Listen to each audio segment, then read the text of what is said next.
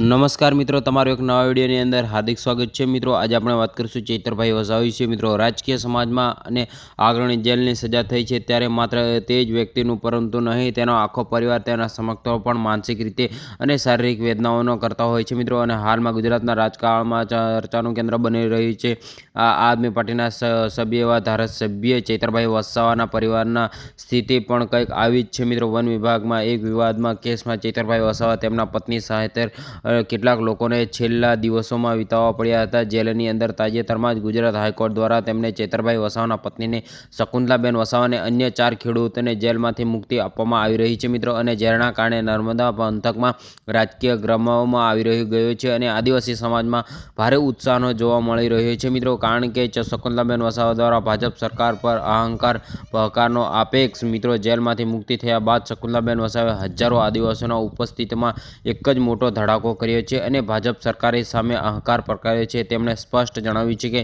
One વિભાગના કેસમાં તેમણે અને નિરોધી ખેડૂતોને ભાજપ સરકારના રાજકીય દ્વારા અને તેમણે ખોટી રીતે ફસાવવામાં આવ્યા છે અને અગાઉના ખેડૂતોને પાક કાપી નાખવામાં આવ્યો હતો અને ખેડૂતોને ન્યાય આપવા બદલ ઉલટાઓનો આ સરકાર દ્વારા તેમજ સજા ભોગવવામાં આવી હતી। અને શકુંતલાબેન વસાવાએ અંદાજમાં જણાવ્યું હતું કે ધારાસભ્ય ભાઈ ચૈતરભાઈ વસાવા સતત આદિવાસી સમાજના અધિકારો અને હક્કો માટે લડત લડી રહ્યા છે। મિત્રો અને જ્યાં સરકારના આંખમાં કાણા નીચે કૂચી રહ્યું છે એટલા જ માટે જ રાજકીય બદલાવો લેવા માટે તેમણે વારંવાર જેલમાં ધકેલવામાં આવી રહ્યા છે। મિત્રો તેમણે ચેતવણીમાં આપતા કહ્યું છે કે જનતાના તમામ અન્યાયો જવાબ આગામી સમયમાં યોગ્ય મધ્યસ્થી આપી દેવો છે અને જેના સંઘર્ષમાં ભવ્ય દિવસોના ચૈતરભાઈ વસાવાના વિશે અપડેટ। મિત્રો શકુંતલાબેન વસાવાએ જેલમાંથી કઠિન દિવસો યાદ કરતા ભાવુક થઈને જણાવ્યું હતું કે જેલની અંદર સમય વિતાવવો ખૂબ જ મુશ્કેલ હતો અને તેમના તથા અન્ય સાથીઓને ભારે તકલીફનો સામનો કરવો પડ્યો હતો। મિત્રો અને જો કે જનતાના આશીર્વાદ અને સમર્થનના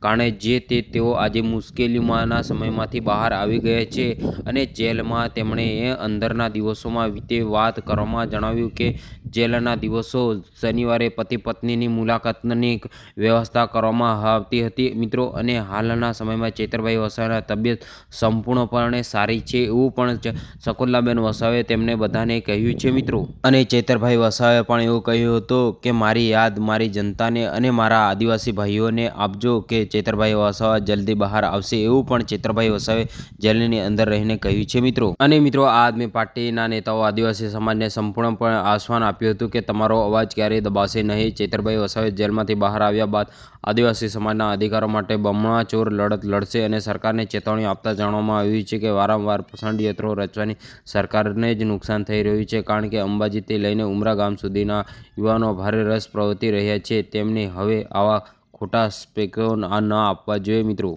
આ વિડીયો આપણે અહીંયા પૂર્ણ કરશું અને મિત્રો તમને વિડીયો ગમે હોય તો ચેનલને સબસ્ક્રાઈબ કરતા જજો અને વિડીયોને લાઈક કોમેન્ટ કરતા જજો અને મિત્રો આ વિડીયોને વધુમાં વધુ શેર કરો જેથી બધાને ખબર પડી શકે છે। મિત્રો